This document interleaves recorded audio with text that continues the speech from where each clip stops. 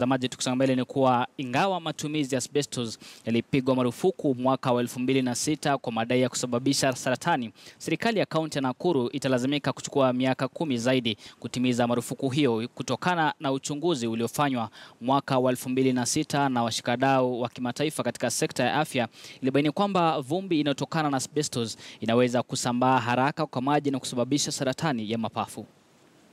Katika barabara za mtaa mabanda wa Flamingo mjini Nakuru nakaribishwa na maduka na hoteli zilizojengwa na mabati ya asbestos. Kando ya barabara wakazi wamezingira shamba la mboga na mabati hayo wasijue madhara inayowakabili kutokana na matumizi ya mabati hayo yaliyopigwa marufuku. James Kariuki, mmiliki wa duka moja katika mtaa huo, anaonekana kutojua madhara ya mabati hayo, akisema alipata tu mabati yenye bei rahisi ikilinganishwa na gharama iliyomkabili ya kujenga duka lake la nguo, huku akiyanunua kwa 6,000 tu kutokana na gharama ya kawaida ya 18,000. Na kusema ukweli, hii mabati wakati ilitolewa hakuna mahali walipeleka, na mimi niliona ni vyema ni tumie kutengeneza hii kibanda yangu. Juu yenyewe mimi kama mkulima mdogo mimi inanisaidia. Juu siwezi kununua mabati 800 na hii inauzio shilingi 50. Naona hii ndio mzuri sasa. Juu mimi inanisaidia. Juu kama ningekuwa na nyesho, saizi sinyeshewi.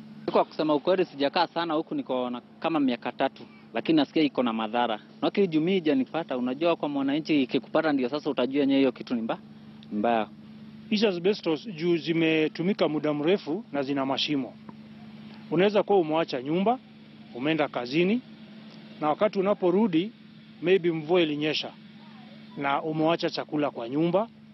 Hizo matone za maji unaweza pata zimeenda kwa hiyo chakula, na wewe wakati unaporudi haujui kama hiyo matone iko kwa hiyo chakula.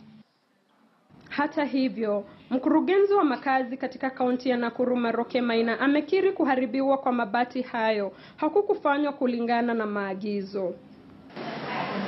We have had challenges of enforcement in terms of the aspect of disposal, to the extent that we are aware that a bit of the material that has been removed has not found its way to the storage facility. We have a county facility in Kivumbini, the fire station, where we have our fire station, where instructions contained in the documentation require that this be stored there for proper disposal. Zile nyumba ambazo hazijatolewa kwa saa hizi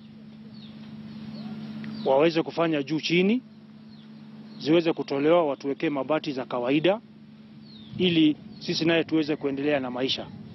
Hii ni hata baada ya watafiti kutoa ripoti yao kuhusiana na madhara ya kuishi na vilevile kufanyia biashara chini ya majengo ya asbestos, huku wakisema kuna hatari ya kupata saratani ya mapafu. Wakazi wa mitaa kadhaa katika kaunti ya Nakuru bado wanakabiliana na hatari hiyo, huku serikali ya kaunti ikihitaji zaidi ya shilingi milioni 500 kukamilisha mradi wa kuyaharibu mabati hayo.